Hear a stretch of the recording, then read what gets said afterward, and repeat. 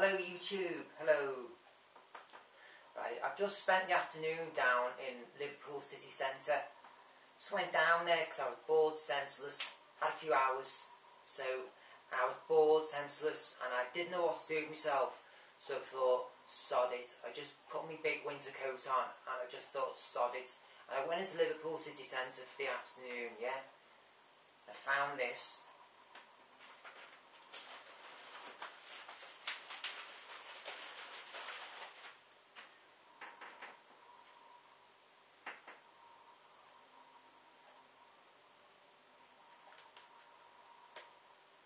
Right?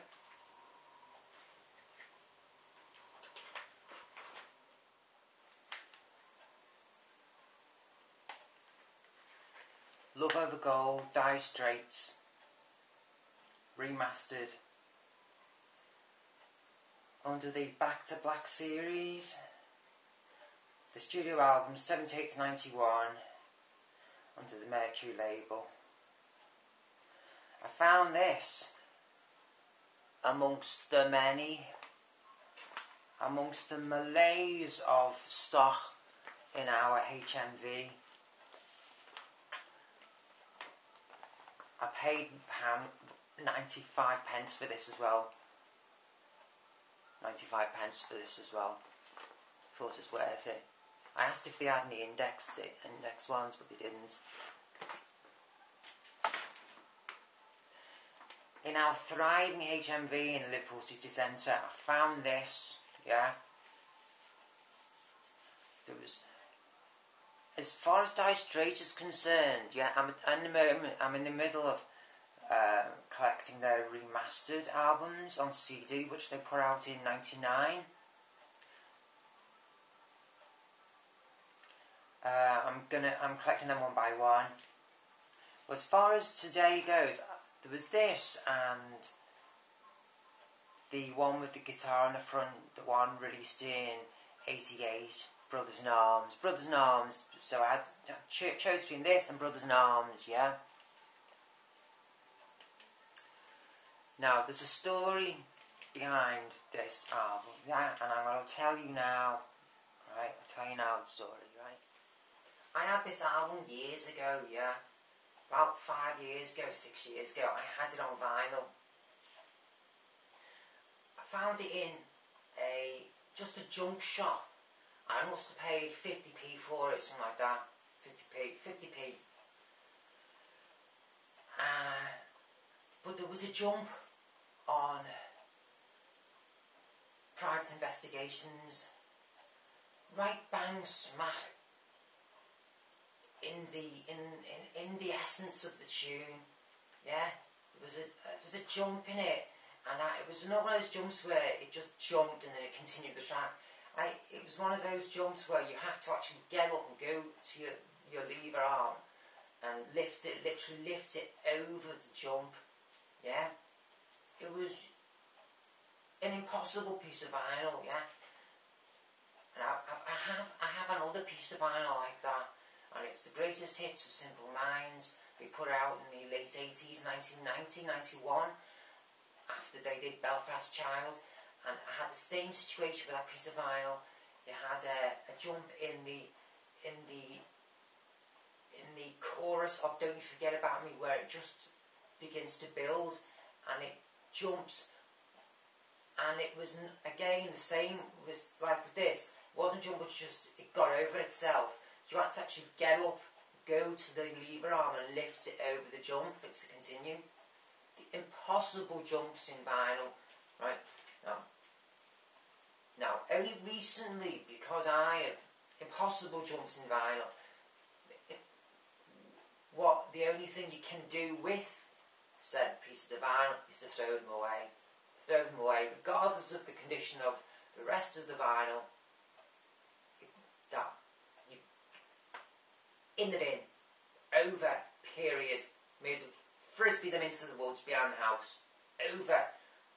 Only place for those pieces of vinyl is in the bin.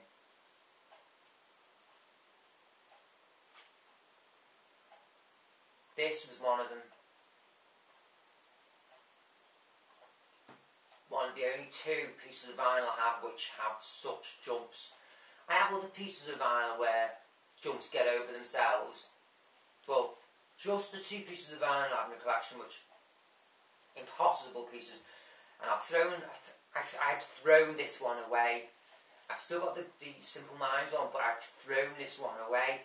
Now, it's only recently I discovered that. I've always known that I had an impossible jump in this piece. I've always known that along with the Simple Minds one, but it's only recently, with me collecting the remastered albums on CD, that I've actually gone to my collection and gone and tried to get all my Dire Straits stuff out and have a look at it all and stuff, and just to reminisce, get it, so I can, to enjoy listening to the back catalogue again of the band, and I couldn't find it for money. I'd actually forgotten that I'd thrown it away. Because it's been so long since I'd heard this album, I thought to myself, oh, I'll just go for it anyway. I'll just put it on the turntable, and I'll just know when it's coming up, and I'll just be prepared to do it. I'd completely forgotten that I'd thrown it away. Completely forgotten. And that was recently, about a month ago, when I started collecting the remasters on CD. And so when I saw this today in HMV, I thought, brilliant, I'll get it. I paid premium price, but it wasn't as expensive as the majority of the 180 gram vinyl pieces in HMV. It wasn't as expensive as all them. This being like a mini album, like U2's live at Red Rocks, yeah. That's like a mini album as well, yeah. That kind of thing. It being like a mini album, 7 or 8 tracks, just like the U2 live at Red Rocks, yeah. You know what I mean if you got that album. Like mini albums, not like they're too long for EPs, and yet they're not really long enough to be classed as solid albums, full-length albums. I think that's why that U2 one being one as well. That's why I think this was £5 less than the majority of the remasters HMV had today. Got this today, and that's what pushed me to get this. It was either, I wanted this over Brothers in Arms anyway, because when I saw it, I thought, I wanted this as an album again, yeah, for the reason I've just said. There was this one, and the other one, and I was holding and hawing which one to get. Bear with me.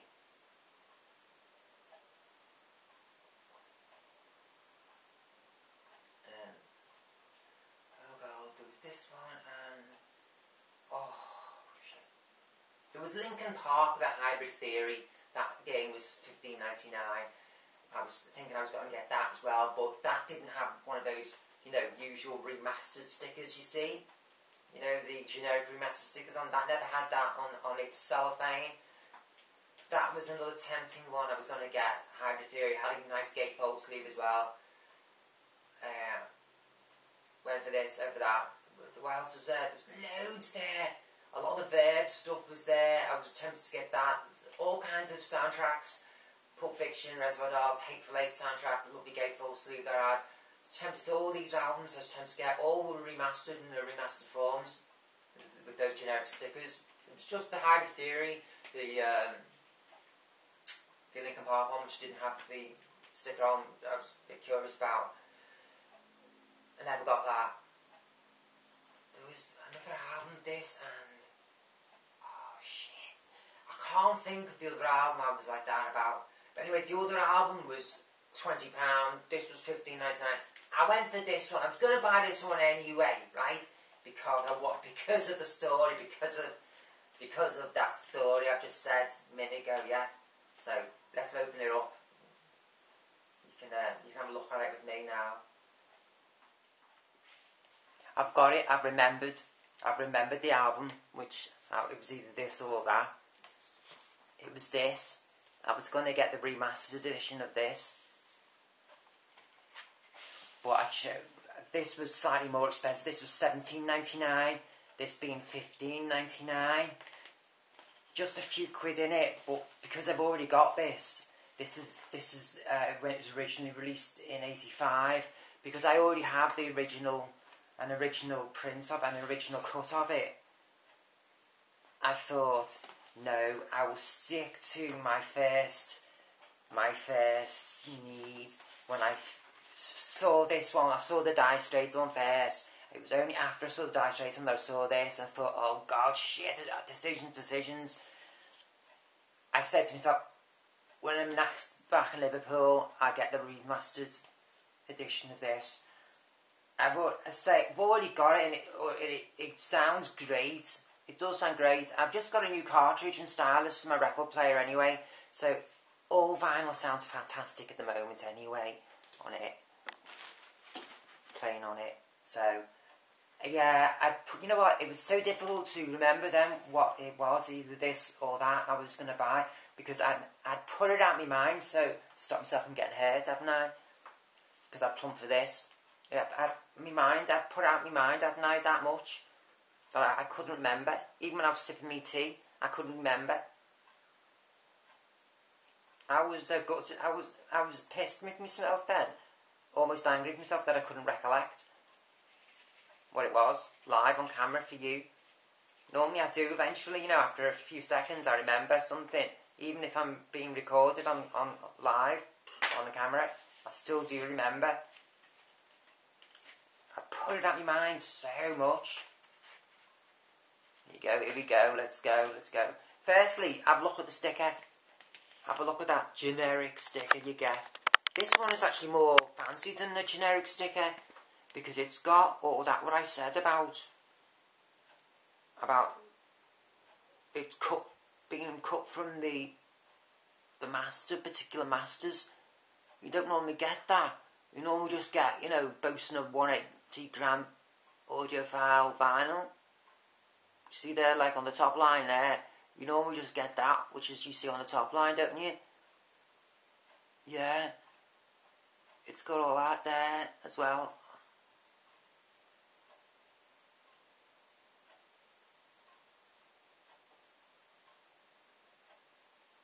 There you go. Marvellous. Hope you caught that. It watches different when I'm watching it back on YouTube than what it watches in the viewfinder as I'm recording it. It does, you know. That's the sticker. I'm going to keep the cellophane on it. I've just cut the wrap there. But I'll get that aha reissue when I'm next back in Liverpool. I've been wanting that for ages, you know, and it was a few quid less than it was last time when I was in Liverpool. But I saw this, I just couldn't. I had to get this. Man. Just had to. Hey, yeah, it's just like the issue I had from the bric-a-brac shop I bought years ago, about 10 years ago it was. The one with the unforgivable jump.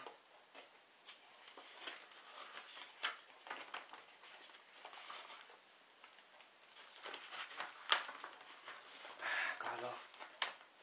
See how tight it is, the sleeve. There you go there.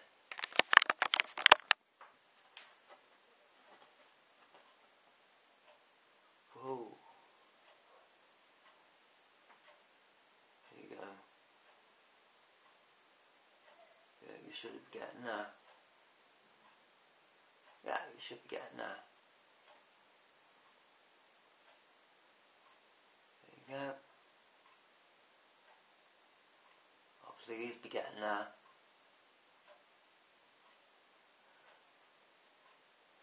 God, it's a nightmare, isn't it? Getting these things.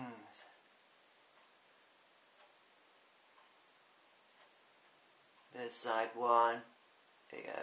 Got that. And then side two. Label on side two. That's the label side two. Label side one. That's how you do it. You do slightly angle down. There you go. There you go. Label side one. See if there's any etchings in the vinyl. No. Just the usual index code number. yeah, nothing unusual. Back in the day, used to get people who used to manufacture, and they used to do their own they used to write little logos and put little phrases and catchwords in the vinyl crease along the way there, didn't they? You go back and look at your vinyl from way back. It used to be a thing, you know. You used to be lucky. Sometimes the manufacturer would do a little etching in there. You were lucky. I got one or two back in the 80s. I used to buy a lot of 12-inch singles. I got a few with like little phrases written in there. I did. You know, like you get, see the etching there, you know, that's typical fare, that, where you get see the etching, the code there, in the vinyl track there, in the fade out. Manufacturer would sometimes jokingly put like phrases in there as well, etching little phrases. That's what I mean in there, yeah. I got a few in the 80s. I got a small handful of 12-inch singles with them that affected. Right, I'm going to go and spin this now. Bear with us.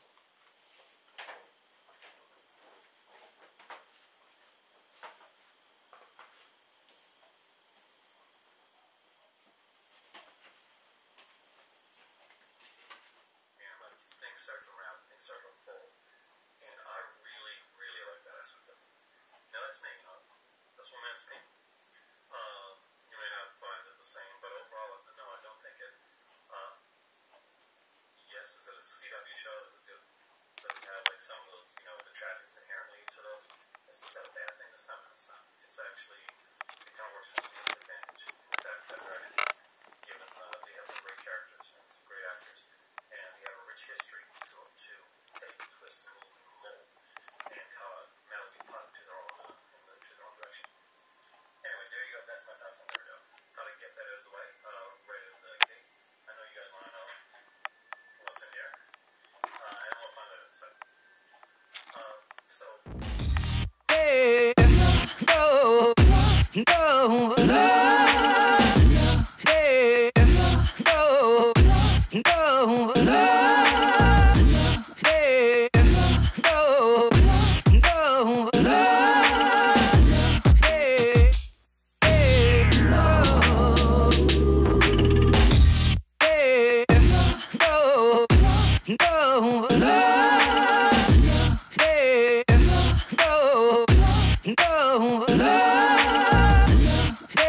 no,